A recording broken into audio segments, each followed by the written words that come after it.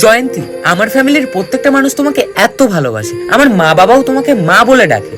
ধরো তোমাকে বলা হলো একদিকে আমাদের সন্তান ও আমার ফ্যামিলি, আর অন্যদিকে আমি, তুমি কাকে চাইবে? অবশ্যই তোমাকে।